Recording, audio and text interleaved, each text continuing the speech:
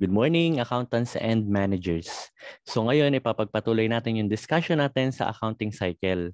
So ngayon, tayo ay nasa step number 7 na. So ano ba yung step number 7? So ito yung preparation of financial statements. At ngayon, yung unang financial statement na pag-aaralan natin ay yung tinatawag nating Statement of Comprehensive Income. Okay, so para sa video na to, yung flow ng discussion natin ay ganito. Una, i-define ko muna yung mga terms. Pangalawa, yung mga accounts. Pangatlo, yung format. Tapos magsosolve tayo ng problem para yun yung magiging guide ninyo kapag gagawa na rin kayo ng Statement of Comprehensive Income nyo. And then yung panghuli naman, yung mga pahabol na reminders natin sa preparation ng financial statement na ito. Okay? So actually, bago muna natin gawin yung lesson natin na 1 to 5 na to, yung financial statement, it is a report. Okay? Kumbaga ito yung end product natin na gagamitin natin or gagamitin ng mga users of accounting information para magkaroon sila ng decision. Okay? So ano-ano ba yung mga financial statement na yon? So una nga, yung Statement of Comprehensive Income. Pangalawa, Statement of Changes in Equity. Pangatlo, Statement of Financial Position. Sorry. And then number 5 ay yung mga notes. Okay? Kapag ka nagagawa kayo ng financial statement, dapat yung kung paano ko siya sinabi ng pagkakasunod-sunod, iyon yung gagawin ninyo. Kasi yung mga makukuha nating amount sa bawat financial statement na iyon ay gagamitin natin sa kasunod na financial statement na gagawin natin. Okay? Kaya ito dapat yung una mong gawin, yung Statement of Comprehensive Income. Okay? So, simulan na natin. So, una, i-define muna natin kung ano to. Ayan. So, nakikita ba?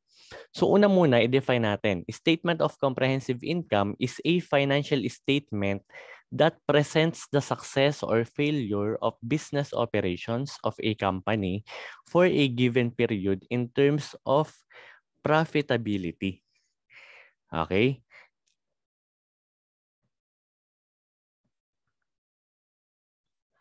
So yung Statement of Comprehensive Income ay isang report na nagpapakita kung matagumpay ba o nag-fail yung operation ng business. Okay? So paano ba natin masasabi kung nag-fail or nag-succeed yung operasyon ng isang negosyo for a particular period of time? So nag-succeed kasi may na-achieve na target profit. Nag-fail naman o hindi nagtagumpay yung business kapag ka nalugi ito. Okay?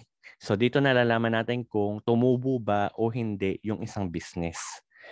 So sa financial statement kasi, na ipapakita yung lahat ng naging sources of income ng business. Ano-ano ba yung mga pumasok na pera? Base doon sa mga na-generate natin na income or revenue. Okay? So dito din nakikita natin yung lahat ng nagastos para ma-generate yung income na yon. Okay? So yun yung mga keywords natin sa Statement of Comprehensive Income.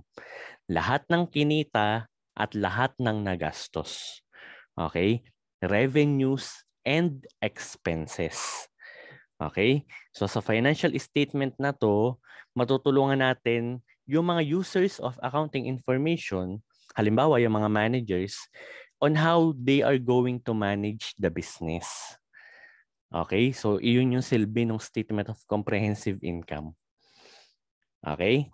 So, paano ba yung mga examples nun? So, halimbawa sa SCI, so yun nga, Statement of Comprehensive Income, may makikita doon kung magkano yung naging pasahod natin sa mga employees, magkano yung naging gastos natin sa electricity, sa tubig, 'di ba, sa transportation, at sa iba pang mga gastos. Tama ba?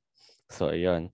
So, nakikita natin kung appropriate ba or proportions doon sa naging revenue or income natin yung mga naging gastusin natin. Okay? Kasi sa mga businesses, meron silang mga acceptable percentage lang. Halimbawa, ako dati nag-work ako sa isang fast food chain. Yung acceptable na salaries expense or yung labor expense ay 6% ng revenue. So kapag ka iyon ay lumampas doon, ibig sabihin, hindi na ma-maximize yung manpower or yung human resources. Ibig sabihin, marami nag-overtime pero low yung productivity. Okay? So when it comes to that, pag nakita yun ng mga managers, gagawa sila ng decision on how they are going to minimize it. Kasi as we all know naman, kapag mas malaki yung naging expenses kaysa dun sa kinita, di ba malulugi yung business? So ganun siya. Okay? So lagyan natin lugi o tubo. Okay? So ito nga. So makikita din natin dito, statement of comprehensive income ay income statement. Ito yung mga ibang terms para sa financial statement na to. Baka kasi may makita kayo sa ibang book or ibang lecture videos or ibang references. Kapag nakita nyo yung income statement, statement of performance, statement of financial performance, o statement of income, isa lang yung pinatutungkulan nun. Ito yon, yung statement of comprehensive income. Okay? So, meron ditong tinatawag na single step approach. So, pag single, yun ba yung walang jowa? Grabe naman, di ba? So, syempre, pag single, isa lang. Okay, ano ba yung tinutukoy ditong isa lang? Dito kasi pag single step approach, revenue minus expenses. Ganyan lang kasimple pag a statement of comprehensive income. So, pag may single, meron po bang double, sir? Meron tayong tinatawag na multi-step approach. So yun naman ginagamit nyo sa mga merchandising business. So pag-aaralin lang natin siya after nitong full cycle natin ng service. Okay? Pero yung focus muna natin ngayon ay yung single step approach. So revenue lang minus expenses. Okay? So tingnan natin na. So yun yung mga definitions natin. So syempre dapat alam nyo rin yung pinaghuhugutan ng gagawin nyo, no? So, ayun yan. So, dito, explain ko lang yung mga components ng Statement of Comprehensive Income. So, base nga doon sa mga nasabi ko na, ang component lang naman ito, revenue at saka yung expense accounts. Okay? So, ayun. So, pagka sinabi nating revenue, tulad ng nakikita nyo dyan sa screen, ayan. So, ano nyo na lang, landscape nyo para mas madali nyo makita. So refers to the economic benefits that flow to the business in the form of increases in assets. So pagka revenue, same lang din siya nung income. Ano po? Minsan kasi may mga nalilito pa dyan. Yung income po baka parehas lang ng revenue? Yes po, parehas lang po sila. Okay? Pero revenue kasi mas tumutukoy siya sa income na na-generate through rendering services. Okay? So ano-ano ba yung mga pwedeng maging income ng business? So halimbawa kung printing shop siya, focus muna tayo sa service na. Okay? So kung printing shop, so yung revenues niya or yung pwedeng account title ay printing revenues. Okay? So ganyan lang naman yan eh. O ito napaka-bias natin sa accounting firm. So ano ba yung mga possible na income account niya or revenue account? Yan, accounting revenues, auditing revenues, consultancy revenues.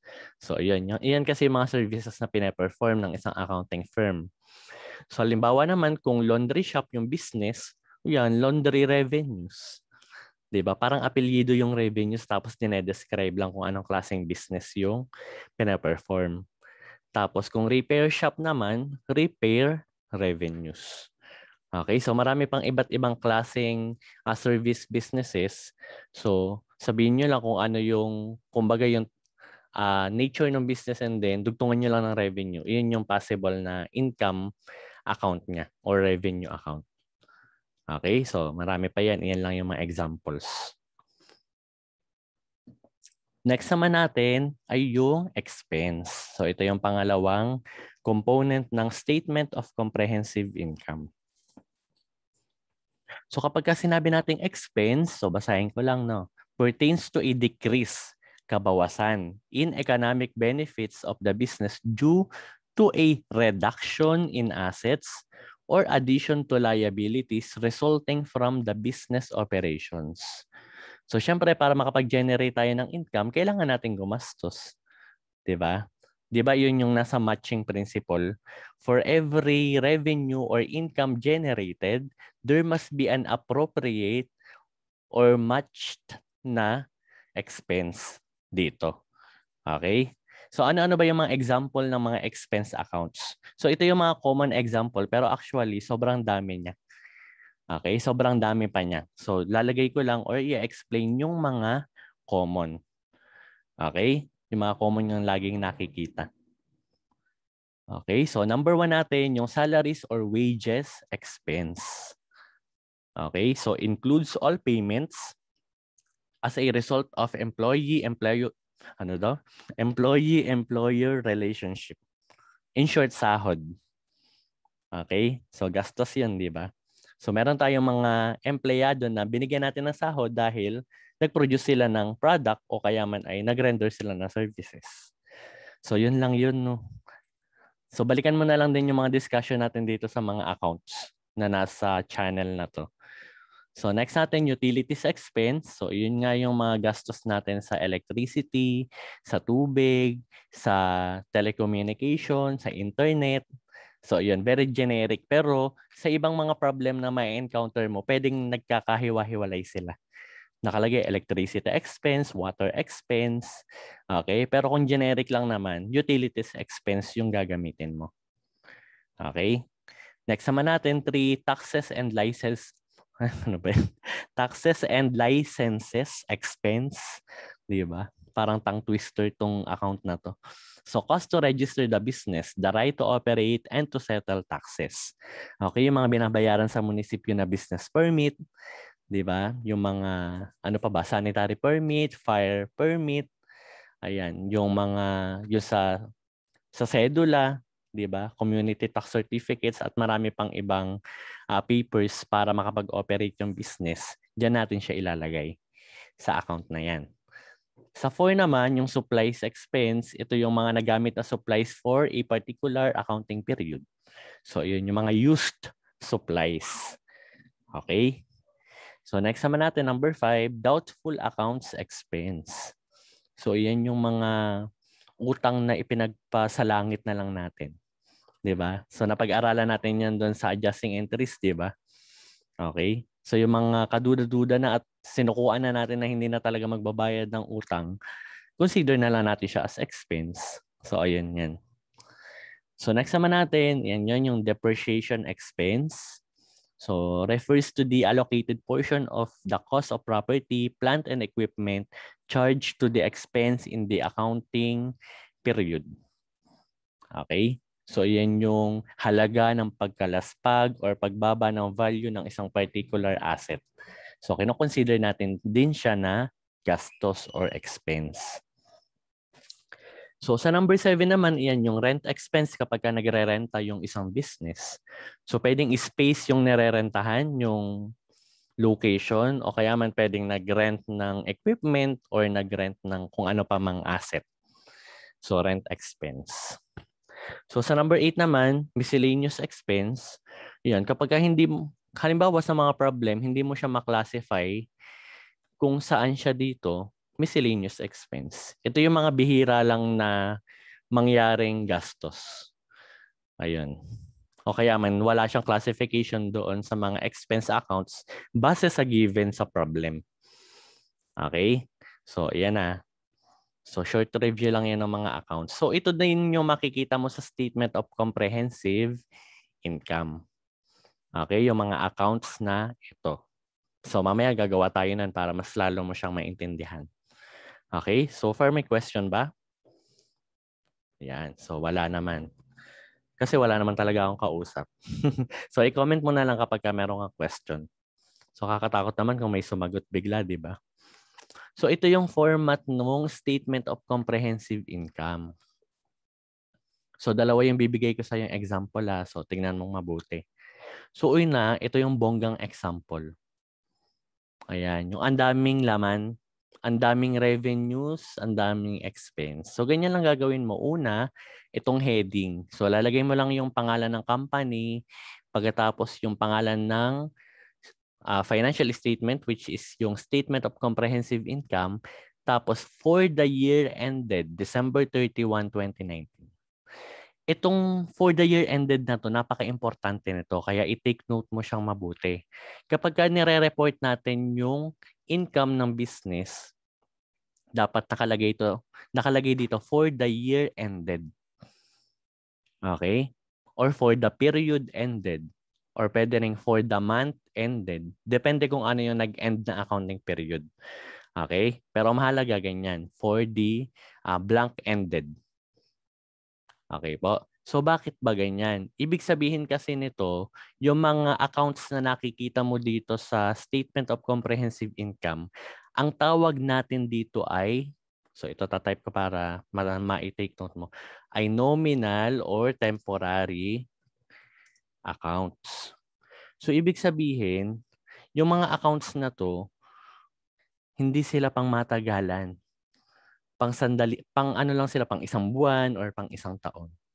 Okay, na nakikita na inire-report. Okay, so ano ba yung ibig sabihin ko doon?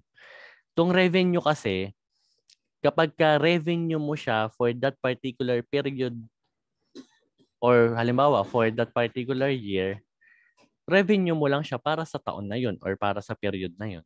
Hindi mo siya revenue para sa susunod pa. Okay?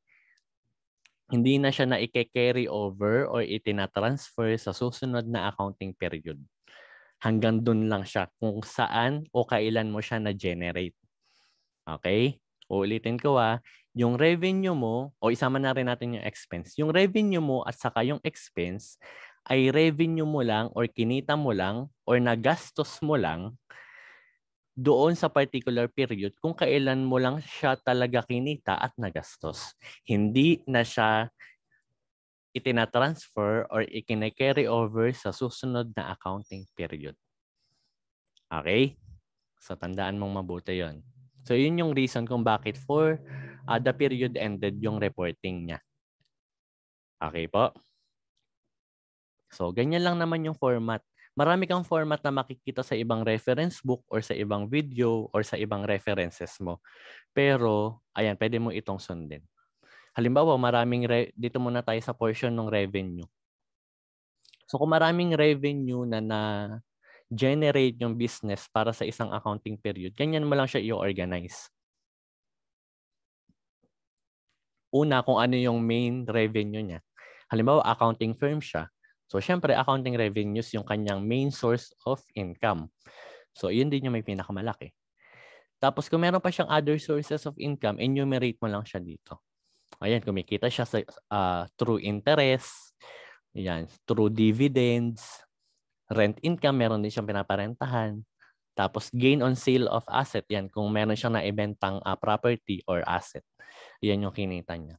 So, pwedeng ganyan yung format. Tinotal muna yung mga other income, tapos in-add doon sa main source of income, tapos tinotal. Tapos nakalagay, total revenues. So, pwede yung ganyan.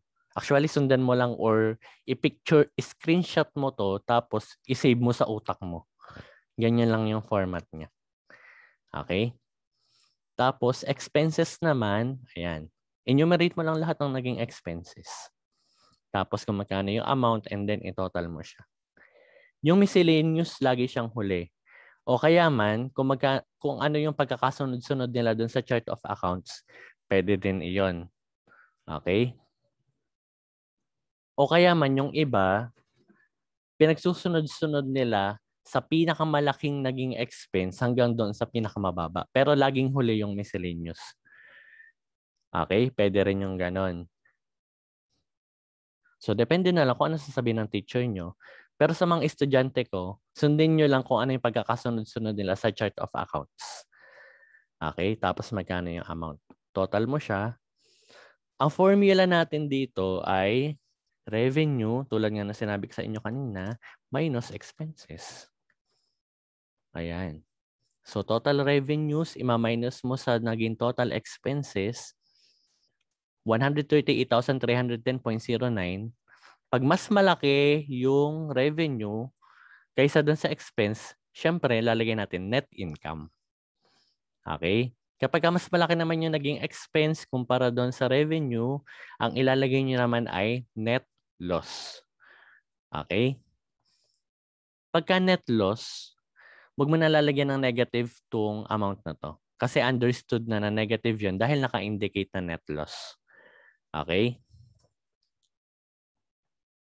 So, pag net income, as is lang. Ganyan lang siya. Okay? So, yan yung kapag ka masyadong maraming sources of revenue sa ka-expense. Kaya bonggang example yan. Pero kapag simplihan lang yung problem, pwedeng ganito lang naman yung ma-encounter mo. Ayan lang, ganyan lang. Isa lang yung revenue account tapos may konting expense accounts. So, same format lang din nung nasa taas kanina. Pero, ayan. Konti lang yung components niya or yung accounts affected. So, same yung heading. Ayan, for the month ended April 30, 2020. So, laundry revenues, ayan na agad total kasi wala naman siyang ibang kasama eh. 'Di ba? So, dahil mas malaki yung expenses kumpara doon sa naging income, net loss siya. So, kung mapapansin nyo, hindi na nakalagay na negative siya dito kasi nga indicated na na net loss siya. Okay? Tapos, wag nyo rin kakalimutan yung peso sign. Ayan, sa totals at saka yung double rule. Okay? Yung peso sign kahit sa simula lang ng bawat amount per column. Okay? Ayan. So, tingnan ulit natin yung nasa taas. Pwede mo itong i-screenshot tapos kapag ka nagawa ka ng financial statement, sundan mo lang yung format. Okay? So, ayan na. Binigyan na kita ng overview. So, ngayon, ang susunod natin gagawin ay magsosolve na tayo ng problem. Okay? So, di ba wala kayong problem? Tapos, bibigyan ko kayo ng problema ngayon. So, ito yung pinanggagalingan yan or pinaghuhugutan. Hindi pa rin tayo talaga makakawala dito. So, ito yung worksheet, di ba? So, dito sa worksheet, yung columns 8, yung columns 7 and 8, di ba yun yung statement of comprehensive income? Ayan. So, kahit pa paano, ito dito sa worksheet, isang tingin mo lang, alam mo na kung nag-profit ba or nag-loss yung business, di ba? So, dito, net income siya kasi mas malaki yung income kumpara sa mga expenses. Yun nga lang, syempre kapag worksheet yung ibinigay mo sa halimbawa ay sa manager o kaya man sa ibang users of accounting information tulad ng iba pa doon, baka naman malito sila or ma-overwhelm. Kaya gagawa natin siya ng financial statement or yung report. So ang gagawin lang natin, itong portion na to, gagayahin lang natin yung format nung kanina. Okay? So, gawin na nga natin para mayari na. Okay. So, ang pinanggalingan nito, papaliwanag ko muna yung pagkakaano niya doon sa nakaraang step natin ng accounting cycle, no? Di ba yung step number 6 natin ay prepare adjusted trial balance. Tama ba? So, ito na yon. Prepare adjusted trial balance. So, dapat meron kang adjusted trial balance sa harap mo kapag gumagawa ka ng ano ba tawag dito? Statement of comprehensive income. Okay? So, paano ba ginawa tong adjusted trial balance? So, napakadali lang naman yan. Tong columns 5 and 6, yun lang, nilagay mo lang din siya dito. Gumawa ka lang ng panibagong parang sheet of paper or pinrepair mo siya na nakaayos na. Kasi di ba sa worksheet, gulo-gulo pa yung iba. May mga liability accounts dito, may mga expense accounts, halo-halo pa siya. So, ang gagawin mo lang, organize mo lang siya ng sunod-sunod. Okay? At make sure na balance. So, lahat ng financial statements natin, ito yung magiging paghuhugutan natin. Kaya dapat tama yung adjusted trial balance mo. Okay? So, ang gagawin lang muna natin, yan, gawa na nga tayo ng statement of comprehensive income. Pangalan ng company. Yan, sulat mo lang dyan. Tapos, lalagay mo yung pangalan ng financial statement. Statement of comprehensive income. Yan. Tapos, paano dito? Yan, napaka-importante nun. For the year ended, ito lang din yung problem na ginawa natin sa worksheet, no? Kaya itutuloy lang natin siya. May 31, 2020. So, year ended siya kasi nga fiscal year tong ginagawa nating problem, no? Yung end of the year niya ay not December 31. Kaya siya fiscal year. So, pag gumagawa ka, eto, tingnan mo yung adjusted trial balance. Ito, ha-highlight ko. Mula revenue pababa, yun yung affected. Show tabs na nga natin dito. Ayan. Highlight ko ng yellow. Ayan lang. Hindi ka na maliligaw. No, diyan ka lang titingin. Huwag ka munang titingin sa taas.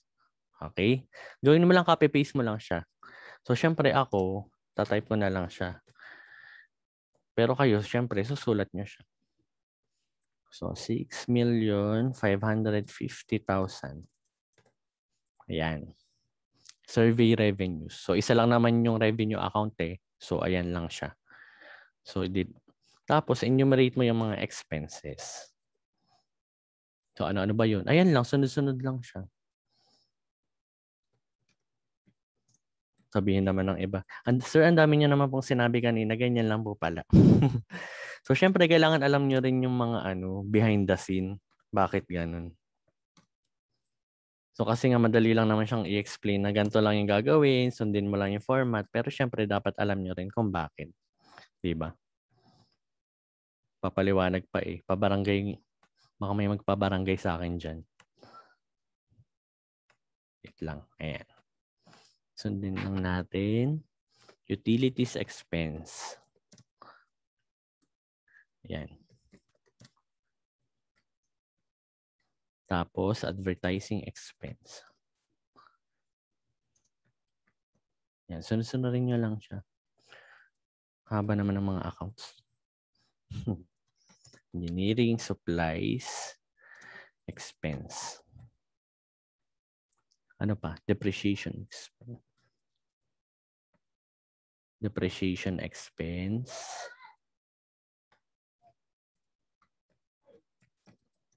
Yan.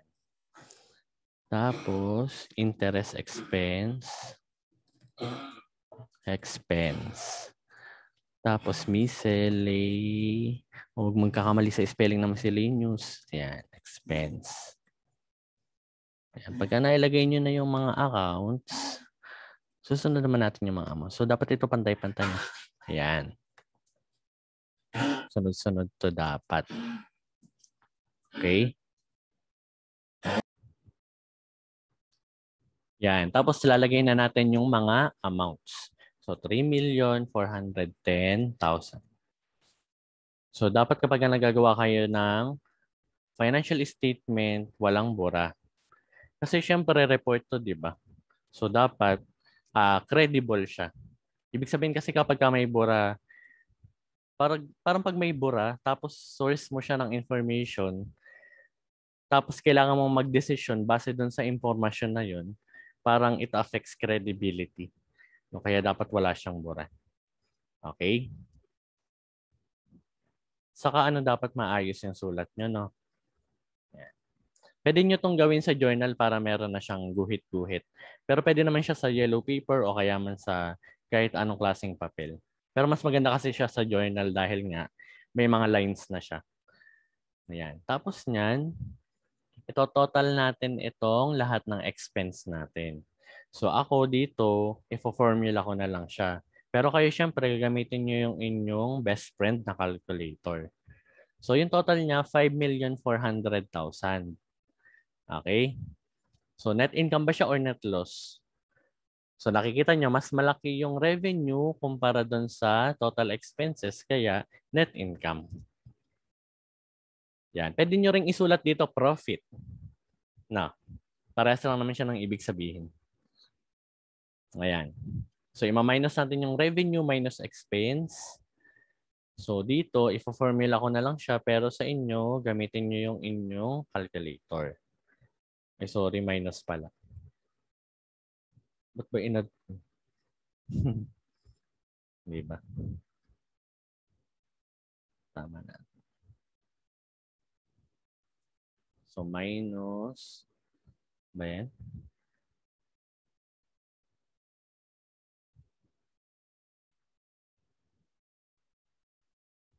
Wala, ayaw niya. Sige na, gamitin ko na lang yung calculator ko din. Para kasi may nagsasabi sa inyo na dapat parehas na tayo mag-calculator eh. Ayan. So, 1,150,000.